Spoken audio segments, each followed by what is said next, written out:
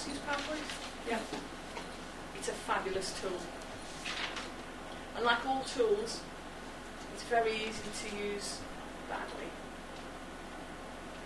Bad or poor use of PowerPoint can kill a presentation like nothing else. Effective use of PowerPoint is one of the most powerful tools you've got in your presentation toolbox. Of those who use PowerPoint, what sort of problems have you experienced with it? Sorry? I was going to say colours, because mainly because we have to use certain backgrounds. Yes. Getting your message across, making it efficient and visual. Are you using a standard background? Yes. Yes. It's always a problem. One of the big problems with PowerPoint is that for most of us who don't work for themselves or who work in large organisations of any kind, is that you're usually faced with some sort of standard background, which immediately limits quite severely what you're able to do with PowerPoint. Yep. You mentioned that you use PowerPoint. What sort of problems have you experienced? No problems. No problems. I was always bits and pieces, multi-cast colours, background. But yeah, if there's too much in the slides, it's going to be really busy. Yeah. There's always bits and pieces. Usually the problem people have with PowerPoint is things like a standard background that really limits what you're able to do. And I don't know who designs these backgrounds, but they're almost always difficult to use. Yeah, I can see people nodding. The other problem people tend to have with PowerPoint, or two problems. One is, how do you do when you want to get something technical across, like an Excel spreadsheet? Now, I picked this particular example because I thought this was quite a good way of dealing with it. Because I have seen a lot of presentations where people put up an Excel spreadsheet and the whole audience goes,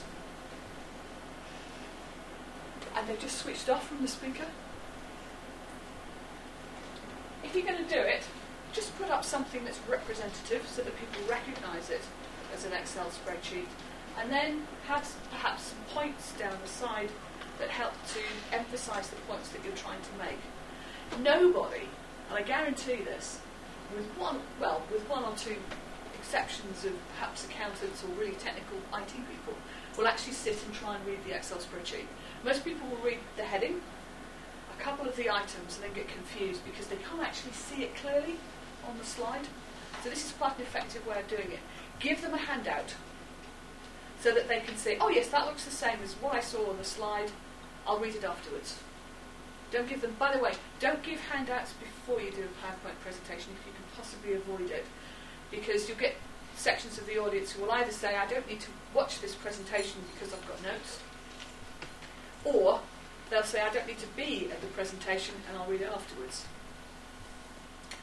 The reason I put this particular slide up here is that people do struggle with colours and they struggle with the use of words. And I thought this is actually a slide from a presentation about Edward de Bono's 6 Thinking Hats. I don't know if anyone's come across that.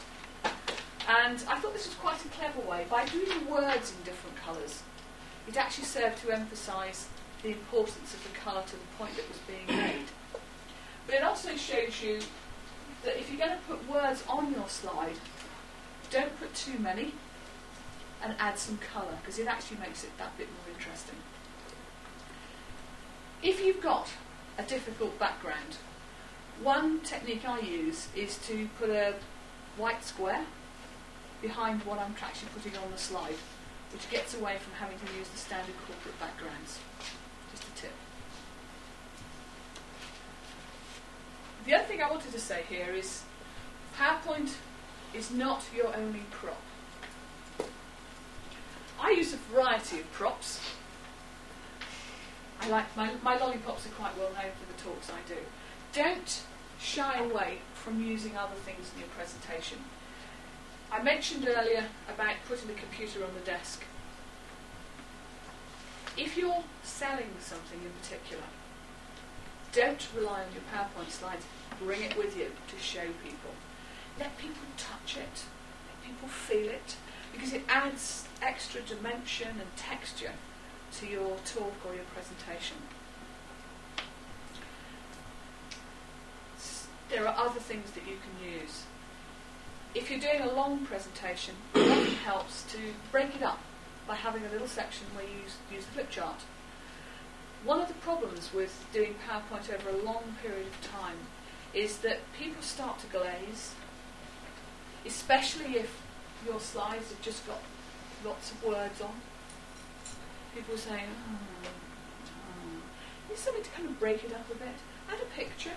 I like to use pictures on my slides because it does make things a little bit more interesting. Use your flip chart.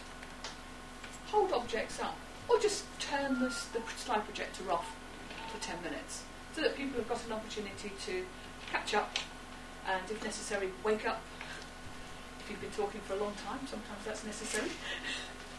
But actually start to think about some of the other ways that you can use to get across. I think one of the things is that PowerPoint can be so powerful, it's sort of made us a bit lazy when it comes to doing business presentations. And a lot of the time we do our preparation. I'm sure some of you who've been around as long as I have know this. You start doing your preparation by writing on PowerPoint slides, just words, and you think, oh, well, that's okay, that's enough, I'll just do that. And it's actually I think you're doing your audience down, is you're not giving them the kind of value that you could be giving if you used other methods.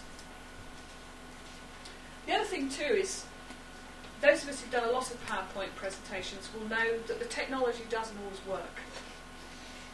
Yes, I can see some smiles. I'm sure we've all had the experience where we've done our PowerPoint slides and spent time on them. Maybe we've got pictures on them and sorted our backgrounds out, and we've turned up and there's a power cut. I've had that experience. I've also had the experience where I turned up to do a half day's workshop on business planning, and the IT person was off sick, and it was his data projector that they were using. So I had to stand in front of the audience and hold up PowerPoint slides. I learnt a lesson that day. So think about what you would do if that technology fails.